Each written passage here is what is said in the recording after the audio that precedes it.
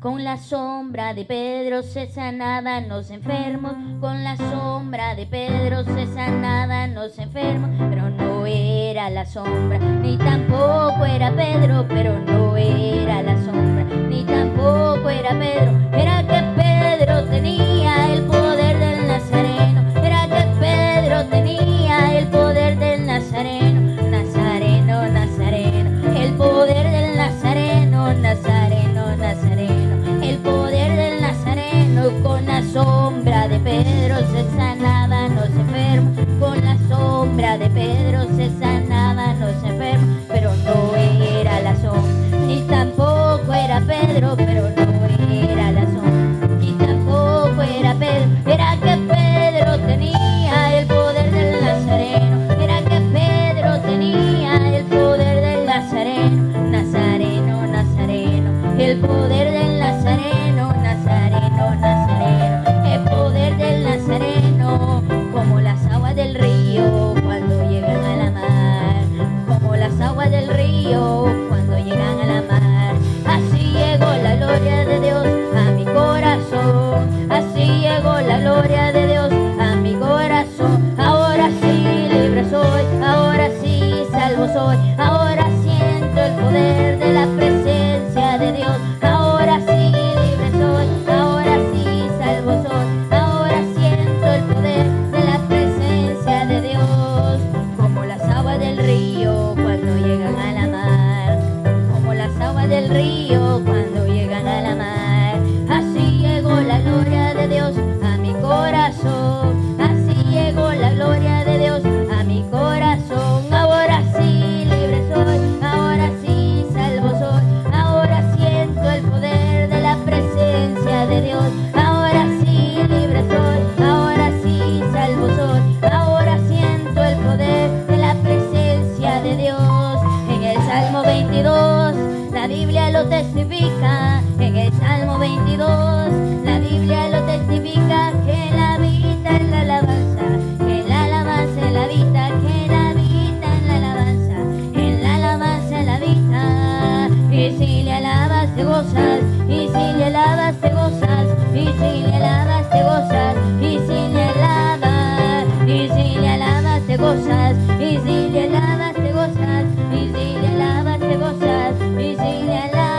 Yo no sé de ti, yo vine ahora, yo no sé de ti, yo vine ahora para recibir el poder del cielo y para recibir el poder del cielo, y va bajando el poder, va bajando el poder, el Espíritu Santo va llenando mi ser, va bajando el poder, va bajando el poder, el Espíritu Santo va llenando mi ser. Aleluya, aleluya, aleluya, Espíritu Santo, aleluya, aleluya, aleluya, Espíritu Santo, yo no sé de ti, yo vine ahora, yo no sé de ti, vine ahora y para recibir el poder del cielo y para recibir el poder del cielo, y va bajando el poder, va bajando el poder, el Espíritu Santo va llenando mi ser, va bajando el poder, va bajando el poder, el Espíritu Santo va llenando mi ser. Aleluya, aleluya, aleluya, Espíritu Santo, aleluya, aleluya, aleluya, Espíritu Santo, y aleluya, aleluya, aleluya, Espíritu Santo, aleluya, aleluya, aleluya, Espíritu Santo. Amén, que el Señor les bendiga, hermanos. Leemos San Lucas capítulo 10 versículos 33 y 34, nos dice: a la gloria del Padre, del Hijo, del Espíritu Santo. Una iglesia que alaba al Señor dice: pero un samaritano que iba de camino vino cerca de él, y viéndole fue movido a misericordia, y acercándose vendó sus heridas, echándole aceite y vino, y poniéndole en su cabalgadura, lo llevó al mesón y cuidó de él. Grande, grande es nuestro Dios. La parábola del buen samaritano es bien conocida de todos nosotros. Y sabemos, amén, los detalles de la misma. Es un mensaje a la conciencia sobre la importancia de vivir o de servir al necesitado. La importancia de llegarnos donde está la problemática, donde está la situación y poder ayudar. También nos habla acerca de la problemática religiosa y que a veces obvia la responsabilidad de ayudar a los demás. Pero en esta tarde yo quisiera hablar acerca de la parábola del buen samaritano de un punto de vista espiritual. Por eso le hemos puesto por título, por tema, vista desde el ángulo espiritual. Cristo es el buen samaritano. Cristo es el buen samaritano. Aquel que llegó a nuestras vidas en el momento más difícil.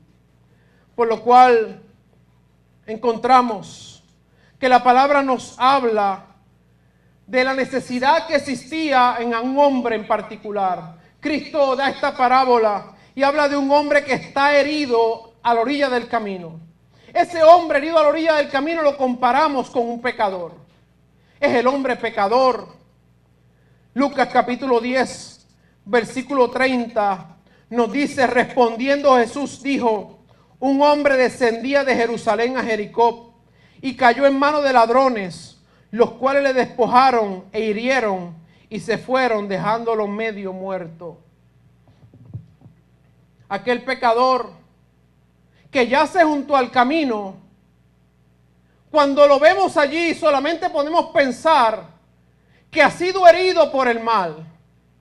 Ha sido primeramente herido por Satanás mismo, quien ha cautivado su vida, quien ha cautivado su corazón, que le ha dañado, gloria al Señor, que ahora yace en aquel lugar despojado de todo lo que tenía. Porque aquel que vino a hurtar, a matar y a destruir, ha tocado su vida. El hombre herido a la orilla del camino, espiritualmente, viéndolo como el hombre pecador, es un hombre solo. Que yace solitario a la orilla del camino, que nadie se da cuenta que está allí. Que pasa el tiempo y allí yace en la soledad, llorando por dentro la necesidad de que alguien se pare a su lado. El pecador que no conoce a Cristo es solo. Experimenta la soledad. A veces puede estar rodeado de multitud de personas y pareciera que no hay nadie a su lado. Es donde el enemigo se aprovecha y comienza a poner en la mente y en el corazón mensajes de odio en contra de los demás y en contra de su propia vida. Muchos de ellos, dentro de esa soledad, yacen a la orilla del camino. El enemigo ha susurrado a sus oídos que deben quitarse la vida, que no vale ya más seguir viviendo, que la soledad y el dolor son demasiado fuertes para aguantar. El pecador que yace a la orilla del camino, que ha sido herido, va por un camino sombrío, un camino que no tiene lugar, no tiene destino, solamente destrucción. Ha sufrido de los hombres, pero también a veces ha sufrido de la sociedad religiosa. Porque quizás se ha llegado a alguien y le ha dicho: no, tú eres demasiado pecador para nosotros. Y la soledad lo ha sucumbido aún más en la destrucción. Su corazón aún ha sido más herido, pues donde ha puesto su confianza, allí encuentra que no la hay. Donde ha puesto su mirada para solución, encuentra que hay soledad, que hay frialdad. por lo cual hay muchos pecadores hoy en día que yacen a la orilla del camino, que un día fueron a un lugar, que un día fueron a escuchar una palabra, pero alguien se rehusó a ayudarles.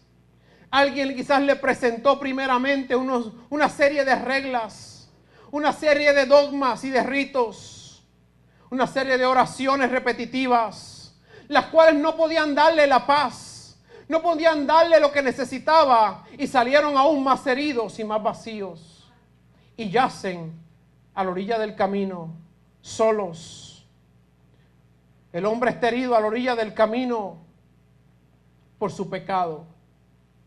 Está herido a la orilla del camino por la desobediencia, porque se ha alejado de Dios, se ha alejado de su Creador, se ha alejado de su guía espiritual, y ahora yace en un lugar donde solamente la soledad le acompaña. Jesús, quien es el cuidador y guardador de nuestras vidas, quien dio su vida por la humanidad, quien derramó su sangre por nosotros, es el único que puede cambiar la situación de un hombre, de un pecador, haya hombre, mujer, joven o niño que yace herido a la orilla del camino. Es triste ver cómo cada día son más. Saca el tiempo de conversar con alguien, con algún joven, con algún niño, con algún adulto, y usted se dará cuenta cómo el enemigo está trabajando. Cómo jóvenes de 12, 15 años ya han intentado quitarse la vida. Ya han intentado, nada más que acabando de nacer y comenzando a vivir, el enemigo ya le ha dicho que no vale la pena seguir viviendo. Y yacen heridos a la orilla del camino, sin consuelo, sin fe, sin esperanza. Y podríamos decir, pero ¿dónde están sus padres? Están heridos al lado de ellos. Tienen la misma necesidad. Son pecadores que necesitan arrepentimiento. Son pecadores que en su desobediencia se han sucumbido en una vida de pecado, que muchos a veces quizás han conocido a Dios, pero le han tornado sus espaldas a Cristo. Y hoy no saben cómo regresar. Cristo aparece en el camino. Y es que cambia todas las cosas. Cuando Cristo llega, gloria al Señor, entonces Él modela cuál debe ser el amor al pecador. Cómo nosotros debemos amar al pecador. Como iglesia de Jesucristo predicamos en contra del pecado, predicamos en contra de la vida de pecado, pero demostramos amor por el pecador. No podíamos pretender lidiar con el pecado del hombre si no nos acercamos a Él. No pudiéramos pretender salvar y llevar a la salvación a alguien si no amamos al pecador. Lucas capítulo 10, versículos 33 y 35 nos dice, pero un samaritano que iba de camino vino cerca de él y viéndole, tomó el momento para mirar la situación. Se encontró al hombre tirado en la orilla del camino. Aquel que yace en la desobediencia, en el pecado, sumido en la miseria. Y viéndole fue movido a misericordia. Qué hermoso es saber que mientras yo me encontraba tirado a la orilla del camino, Cristo se acercó y me miró con ojos de amor. Que cuando usted estaba a la orilla del camino, Cristo llegó y en una manera maravillosa, demostración de amor que solamente Él puede tener, se detuvo y te miró. Y no vio tu condición para desecharte. No vio mi condición para desecharme, sino que al ver mi condición, aún más amor nació de Él. Y en ese amor nació una misión. Porque el hombre se había perdido. Pero Dios no permitiría que el hombre sucumbiera, que se perdiera para siempre, sino que prepararía un holocausto. un sacrificio perfecto, un cordero separado, para que por su sangre nuestros pecados fueran limpios. Aquel hombre, buen samaritano, espiritualmente lo llevamos a Cristo, a la figura de Cristo. Fue movido a misericordia, dice que acercándose, vendó sus heridas. Hay personas que no tienen el estómago o la fuerza para ver la herida de alguien. No pueden ver una gotita de sangre porque rápido les entra un mareíto y se desmayan. O simplemente no pueden acercarse.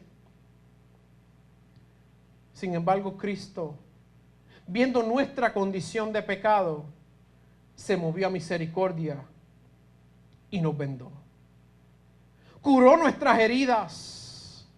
Tomó, gloria al Señor, dice, y echándole aceite y vino, y poniéndole su cabalgadura, lo llevó al mesón. Jesucristo, como buen médico, como nuestro sanador, se ha encargado, gloria al Señor, de impartir la medicina que nuestra alma necesita. Y lo hizo de una manera tan sutil para que usted y yo nos diéramos cuenta de que no era obra humana, sino de Dios. Que no habíamos sido llamados por el hombre, sino por Dios mismo.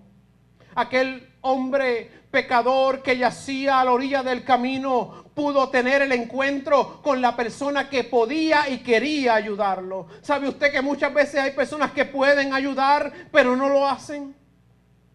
Por temor, por miedo, por varias circunstancias. Sin embargo, contamos nosotros con un Señor tan maravilloso que no importando la condición del hombre, aún está dispuesto a poner su mano. Hablamos del lodo cenagoso, del pantano, de la suciedad. Ayer, mientras estábamos trabajando en la remoción de la embarcación que estaba a cruzar la calle, allí había algo bien grotesco en el medio de la embarcación. Muchos hojarasca que se había podrido con agua, con animales e insectos un poco indeseables. Sin embargo, hubo que meter la mano allí y remover para poder hacer el trabajo. Pero no todo el mundo está dispuesto a meter la mano donde está la suciedad. Sin embargo, nuestro Dios no le importó dónde estábamos nosotros. Él puso su mano y nos removió de lo que nos rodeaba. Y cuando usted puede ver esto a través de la santidad de Dios y reconocer que Dios es santo, que es puro, gloria al Señor, y sin embargo con toda su santidad Él pudo bajar a nuestro nivel y meter su mano sin importarle nuestra condición, para levantarnos del lodo cenagoso, para sanar nuestra vida, para sanar nuestra alma y poner nuestros pies sobre roca firme. Nos encontramos entonces con un Dios que verdaderamente siente amor por la humanidad, con un Dios que verdaderamente, gloria al Señor, ama a las criaturas las cuales hizo y que se apartaron de Él, que yacen a la orilla del camino heridos, pero Él tiene salvación para ellos. Dice que le puso en su cabalgadura. Aquel que no podía caminar por la magnitud de sus heridas. Aquel que no podía dar un paso más porque ya no había fuerzas en él. Nos habla entonces de una dependencia entera de Dios. El hombre pecador no puede hacer nada por sí. No puede hacer nada por su propia fuerza. Cuando llega ante Dios solamente puede hacer una cosa, y es derrumbarse en su presencia, es dejarse caer ante su presencia y decirle a Dios: haz conmigo como tú quieras, límpiame, transfórmame, y solamente Dios puede levantarle. Por lo cual aquel hombre que no tenía fuerzas, por la magnitud de sus heridas, fue levantado y puesto en una cabalgadura para sacarlo de aquel lugar y llevarlo a un lugar de cuidados. Dice el versículo 35, lo llevó y le cuidó de él. Al otro día, al partir, sacó 2 denarios y los dio al mesonero y dijo, cuídamele. Y todo lo que gastes de más, yo te lo pagaré cuando regrese. Cristo, como el buen samaritano, es quien levanta al caído y al necesitado. Cristo, como buen samaritano, es quien sana las heridas de aquel que está dolorido. Cristo, como buen samaritano, es el que cuida al que todo el mundo ha despreciado. Cristo, como buen samaritano, es el que levanta y extiende su mano a aquel que todo el mundo le ha dado la espalda. Pero va un poco más allá. Porque nosotros podemos amar al pecador, pero Cristo le ama más que nosotros. Porque nosotros tenemos límite en cuanto podemos llegar, en cuanto a la necesidad, pero Cristo puede hacer la obra completa. Dice que aquel hombre samaritano sacó sus 2 denarios y le pagó al mesonero. Y aún más le dijo, si la deuda aumentara por causa del cuidado de este enfermo, yo te lo pagaré cuando regrese. Eso nos habla a nosotros de que cada hombre y cada mujer pecador y pecadora tenía una deuda ante Dios. Y aquella deuda era imposible poder pagarla por sí mismo, porque no había manera de hacerlo. No había dinero para cancelar aquella deuda. Sin embargo, cuando vinimos al Señor con toda aquella deuda, dice el himno, mis pecados, Él pagó. Mi deuda, Él canceló. Mucho debía yo. Mucho debía y no podía pagar. Mucho debía y no había forma de poder cancelar la deuda. Pero vine a Jesucristo y ese pero cambia todas las cosas. Pero vine a Jesucristo, pero vine a Él, pero vine al buen samaritano por excelencia. Y mis deudas Él pagó. Ya entonces nos encontramos en una posición donde tenemos un Salvador que cancela las deudas de aquel hombre, de aquella mujer pecadora que no puede hacer nada por sí mismo. Cristo las pagó en la cruz del Calvario.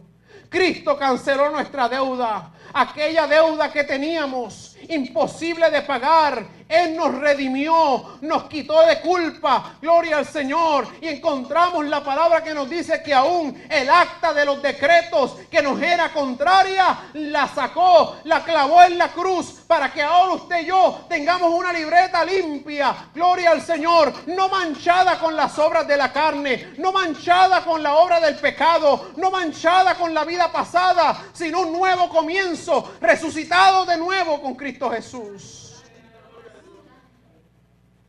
Y qué hermoso es saber que en Cristo hay nuevos comienzos.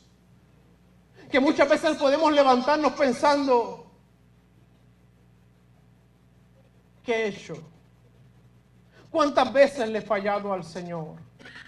¿Cuántas veces he prometido hacer lo correcto? Sin embargo, podemos ver en la misericordia de nuestro Dios que hay perdón para la humanidad, que hay restauración para el hombre que yace a la orilla del camino, que hay restauración para el pecador. Y no tan solamente, el buen samaritano levanta al herido del piso del suelo y lo pone en la cabalgadura, sino que lo lleva a un lugar para que sea aún más cuidado. Lo lleva a un lugar donde pueda recibir la restauración. Lucas capítulo 10, versículo 34 nos dice, y acercándose vendó sus heridas, y echándole aceite y vino y poniéndolo en su cabalgadura, lo llevó al mesón y cuidó de él. ¿Cuál es el mesón?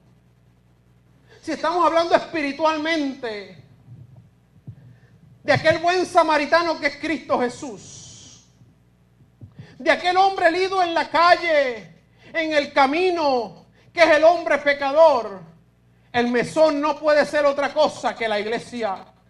El lugar donde hay restauración, donde se brindan cuidados para los enfermos, aquellos enfermos del alma, aquellos que se encuentran necesitados, por la cual la iglesia viene a ser el mesón, donde se cuida al enfermo. Es el mesón, gloria al Señor, donde llega el herido, aquel que ha sido rechazado en todos los lugares.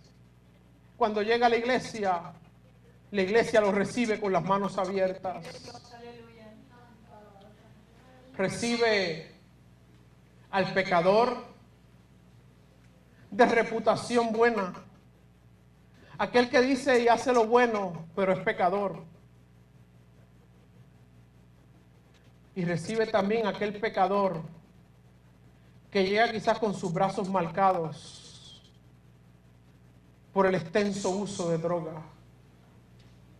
Abre las puertas también a aquel pecador que un día abandonó su familia y siguió de lejos. Abre los brazos a aquel pecador que también un día abandonó sus hijos. Abre los brazos a aquel pecador que un día maltrató físicamente a alguien. La iglesia abre los brazos a un pecador que pagó la deuda por su pecado bajo la ley. Y hoy que salió de la cárcel quiere buscar de Cristo. La iglesia le abre los brazos. La iglesia es el mesón.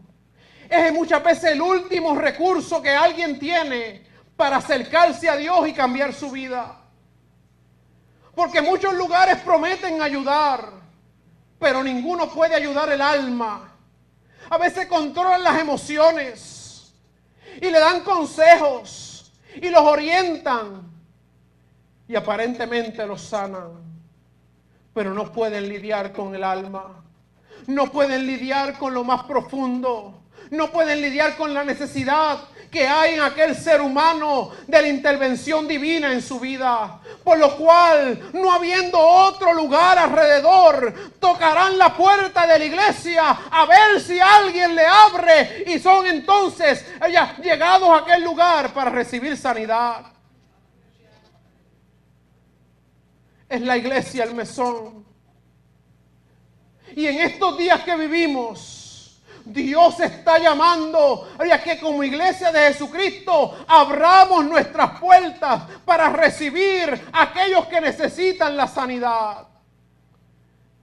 Que abramos nuestro corazón para mirar al herido y ponernos en su lugar. Para que cuando le veamos nos recordemos, llegue a nuestra memoria nuestra pasada manera de vivir. Como un día también estuvimos en el lodo cenagoso. Como un día también estuvimos en el valle de sombra y de muerte. Y Él nos levantó.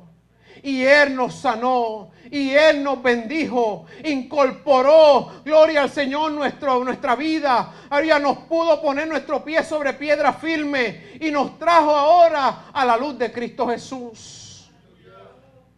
El mesón es la iglesia. ¿Qué hace la iglesia? Da comunión. Da una comunión que no puede conseguir el pecador en ningún otro lugar. La iglesia acoge al pecador, lo interna, lo recibe en su seno y comienza a clamar a Dios. Y comienza a ayudar a aquel pecador a ser liberado aún de la posición demoníaca, gloria al Señor, en que se encuentra, para que sea una persona libre, libre de pecado, libre de vicio, libre de mala costumbre, gloria al Señor, y de todo aquello que le ha causado vivir en el pecado. La iglesia hace eso. La iglesia separa al pecador del mundo de pecado, lo aísla, interviene para separarlos, que haya una distancia entre el pecador y el mundo de pecado. Cada día que nosotros le damos a Dios en nuestro servicio a Él, es un día que sacamos, gloria al Señor, nos distanciamos del mal, del pecado. Por eso no puede haber, amén, un cristiano sin iglesia. No puede haber un creyente sin un cuerpo de Jesucristo a su alrededor, en el cual pueda llegarse y separarse de todas las cosas. No existe llanero solitario, porque en el valle alguna tormenta, alguna bala perdida, algún lazo del cazador puede llegar a aquel que se encuentra solo divagando alrededor del mundo de pecado. Sin embargo, en el seno de la iglesia hay cuidado de Dios. Y no tan solamente hay cuidado de Dios en el seno de la iglesia, también hay cuidado de los unos por los otros. Porque el sano ayuda al que está enfermo. El sano ayuda en la rehabilitación de aquel que acaba de llegar con la enfermedad del alma, para que también sea bendecido, para que también alcance recibir la paz. ¿Qué hace la iglesia como mesón? Provee alimento. Vienen hambrientos de Dios. Vienen sedientos. Por lo cual es la iglesia, el cuerpo que Cristo ha provisto, el oasis que Cristo ha provisto, en medio del camino, para que todo aquel que se detenga, gloria al Señor, reciba alimento, reciba agua, reciba pan, gloria al Señor, y pueda también recuperar sus fuerzas y salir adelante. Es la iglesia quien da pan, es la iglesia la que alimenta. Que le dijo a los discípulos, Jesús a sus discípulos un momento dado. Dice que vio la multitud y tuvo compasión de ellos. Pues llevaban mucho tiempo allí escuchando al maestro. Le dijo, dale vosotros de comer. Dale vosotros de comer. ¿Y qué palabras esas del maestro? Para ver una multitud tan grande y tan numerosa, ¿qué le vamos a dar de comer? Hoy en día Cristo sigue viendo a la multitud y la sigue viendo con compasión. Y nos dice a nosotros, la iglesia, dale vosotros de comer. Lo dice a la iglesia de Dios Pentecostal de David, dale vosotros de comer. Nos dice a cada uno de nosotros, dale vosotros de comer, porque están hambrientos, porque necesitan ser alimentados.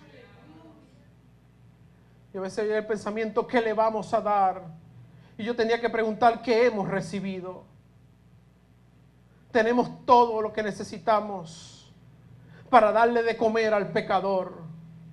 Una viva experiencia con Cristo, una viva experiencia con el Espíritu Santo, un vivo anhelo y deseo de que las almas sean salvadas. Un vivo anhelo y deseo de ver la obra de Cristo en cada vida y en cada corazón. La iglesia es el lugar de alimento, es el lugar de provisión, donde el hambriento llega, gloria al Señor, y recibe el alimento, donde aquel que está necesitado recibe lo que necesita. También la iglesia como mesón es el lugar de protección. Hay muchos lugares peligrosos, hay muchos lugares que dan miedo. Hay muchos lugares que dan terror a las vidas. Sin embargo, la iglesia, dentro de su seno, puede acoger el más temeroso de los pecadores y hacerlo sentir en paz. La iglesia en su seno es capaz de acoger a aquel que está desesperado, aquel que no tiene paz en su vida, y hacerle sentir la tranquilidad que solo Cristo puede dar. La iglesia es capaz de transformar el miedo en confianza por la experiencia que tiene a través de Jesucristo, por la experiencia que tiene a través, aleluya, de la comunión con el Espíritu Santo, y a la cual ha traído paz dentro de la iglesia. Mi paz os dejo, mi paz os doy, no como el mundo la da. yo os la doy. No se turbe vuestro corazón ni tenga miedo. Creed en Dios, creed también en mí. Palabras de Jesús. Entonces, si Jesús es que el dador de paz y ha dado paz a nuestras vidas, es la iglesia del Señor la que también abre sus puertas para darle paz al pecador. Aquel que necesita el refugio, aquel que viene al mesón o viene o es traído, gloria al Señor, debe recibir paz en el seno de la iglesia. A veces pienso y miro a los cielos y digo, Señor, ¿cómo será? ¿Cómo será esa eternidad? ¿Cómo nosotros como creyentes, como hijos tuyos, llegaremos al cielo y tendremos comunión? Si muchas veces aquí en la tierra no nos podemos tener comunión. Si muchas veces aquí en la tierra diferencias minúsculas nos separan. Si muchas veces aquí en la tierra, porque mi hermano canta el coro de una forma y él lo canta de otra, es suficiente para causar un disgusto. ¿Cómo bregas con nosotros en el cielo? La iglesia es el seno que escogió Dios para que seamos ministrados como antesala a la gloria venidera, como antesala antes de ir a tu presencia. Gloria al Señor, por lo cual la iglesia es protección para el pecador. Y el pecador que viene nos quiere ver dentro de la iglesia, aquello que ve en la parte de afuera, donde hay muerte, gloria al Señor, donde hay tantos altercados, como la noticia de ayer, un rabbi que venía de New York, caminando por las calles de Miami, es matado. ¿Qué sucedió? Un altercado. Una familia llora. Este rabino que vino a visitar su familia, quizás regresa a su tierra en un ataúd. Porque esos son los peligros que hay en la calle. Porque hoy en día no hay paciencia. Porque el valor por la vida humana ha desmerecido. Porque muchas veces hay personas tan atadas que ven al ser humano y no ven su valor. No ven que fueron hechos por Dios. El diablo tiene entrenebrecido tanta su conciencia que hacen el mal y parece que no les importa. Por lo cual el seno de la iglesia tiene que permanecer abierto para recibir a aquellos que buscan seguridad. Llegará el día y la hora en que no habrá un lugar a donde ir, sino una casa donde habite Dios. Sino una casa donde habite la presencia del Espíritu Santo, y correrán y caminarán a ella, vendrán de todos lugares, gloria al Señor, en busca de seguridad, en busca de alimento, gloria al Señor, y en aquel momento usted y yo tenemos que estar preparados para recibirles, para abrir las puertas y decirle: este es el lugar de refugio, este es el mesón. Este es el lugar donde hay alimento. Este es el lugar donde hay paz. Este es el lugar de bendición. La iglesia es el mesón de bendición para las vidas. Mucha gente busca la felicidad al cruzar la calle ahí en el casino.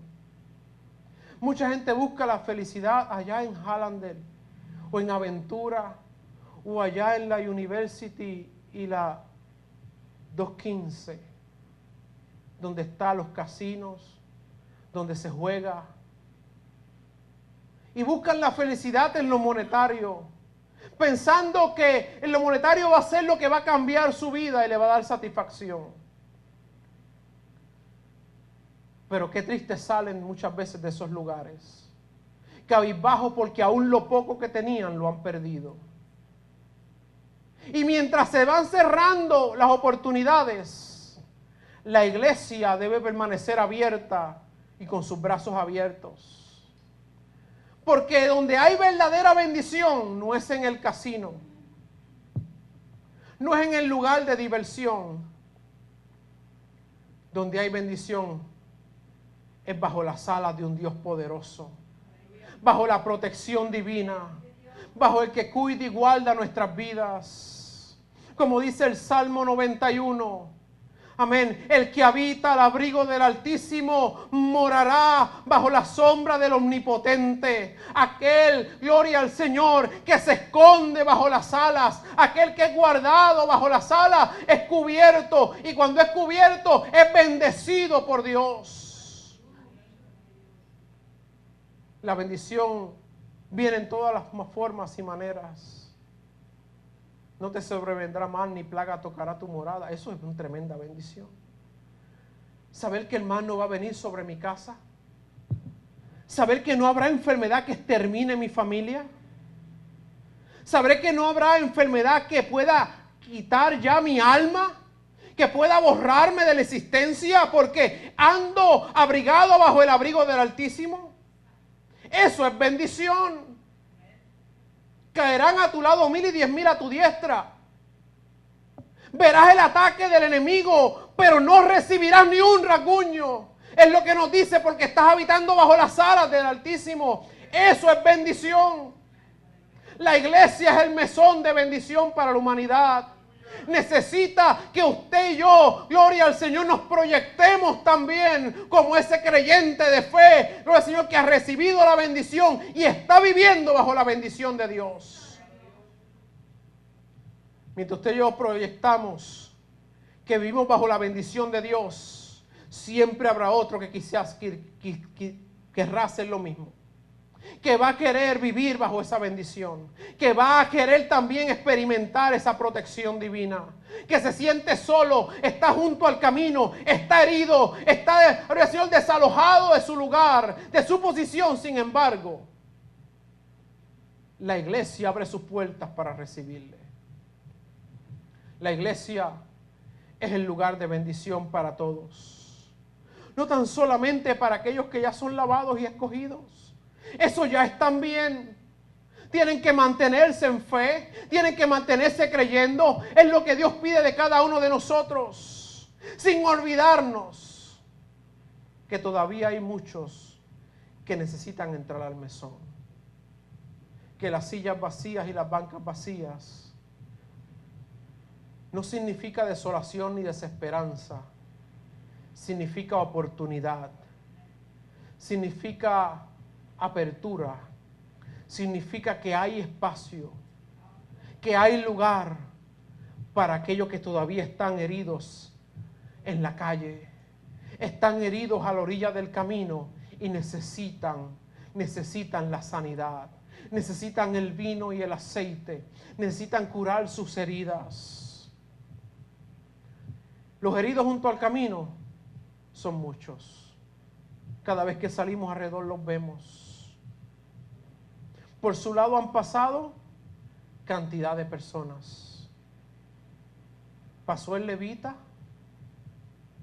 pasó el profeta, pasó el pastor, pasó el sacerdote, pasó todo el mundo por su lado. Pasó el banquero, le dio una patada, siguió de largo. ¿Cuántos han pasado por el lado de aquel que está herido a la orilla del camino? Y en vez de alivianar el dolor, han añadido a la pena. Porque muchas veces dicen, ve, estás así, yo te lo dije, que te iba a pasar eso. Y le dio más dolor. Estás así por lo que me hiciste. Y aún lo golpeó un poco más. Estás así porque eres un cabezón. Y otro puñada más al corazón. ¿Y cuántas personas le pasan por el lado? Pero ninguno le brinda esperanza. Por lo cual Dios te llamó a ti. Dios te escogió a ti. Porque tú eres quien vas a cambiar la situación. Porque tú eres quien vas a cambiar la vida.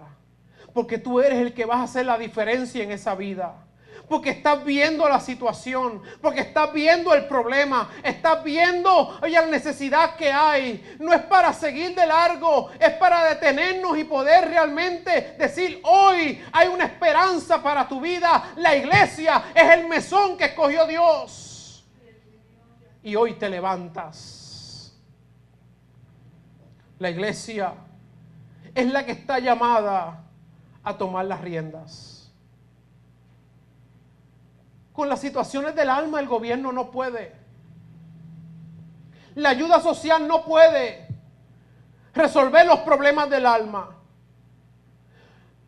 El gobierno, con todas sus entidades, ni Planned Parenthood, ni el Seguro Social, ni FEMA, ni el psicólogo, ni el psiquiatra, ni aquel estudioso de la manera de pensamiento del hombre, por más equipado que esté, podrá cambiar las vidas. Es la iglesia de Cristo. Cuando digo la iglesia de Cristo, somos nosotros. Somos nosotros los llamados. Es la iglesia la que está llamada a tomar las riendas. Había de muchos años para acá, gloria al Señor, se ha dado la responsabilidad a las entidades sociales. Que ellos se encarguen de ese problema. Años atrás, cuando había una necesidad en el barrio, cuando había un problema en el barrio, la primera puerta que se tocaba era la del pastor. Pastor, vengo a orar porque hay un problema. Años atrás, cuando había una situación, quien primero tenía quizás conocimiento era la iglesia. Cuando había un endemoniado que estaba allá haciendo unas barbaridades y una manifestación tremenda, lo traían a la iglesia y allí salía liberado. No lo llevaban a la oficina de la esquina para que allí le pudieran hacer algún trabajo o pudieran orientarlo o internarlo en algún lugar. Era la iglesia la quien tomaba las cartas en el asunto. Iglesia, tenemos que retomar la posición que Cristo nos ha dado de autoridad y de poder y decirle a las cadenas que se levantan, tienen que caer en el nombre de Cristo. Tienen que sucumbir en el nombre de Cristo, porque la familia, la comunidad a la que servimos tiene que ser liberada, tiene que ser sanada. Y eso no lo puede hacer el gobierno. Y eso no lo puede hacer la entidad caritativa. Lo hace la iglesia de Jesucristo. Aquella que por su propia cuenta, en su propio cuerpo, ha sufrido, Señor, el cambio que Dios ha hecho en su vida. Por lo cual, iglesia, tenemos que retomar las riendas y sanar y cuidar y levantar a todos aquellos que están junto al camino. Es tiempo de nosotros, es tiempo que como iglesia nos olvidemos de las diferencias, gloria al Señor, y miremos al pecador y le digamos, oye, hay esperanza en Cristo Jesús, hay esperanza en el Dios que sana, hay esperanza en el Dios que liberta, porque lo hizo conmigo, porque soy testimonio de lo que Dios hace. Esa es la imagen que debemos proyectar. No meramente un nombre, sino un mesón espiritual, donde las vidas lleguen y sean sanadas.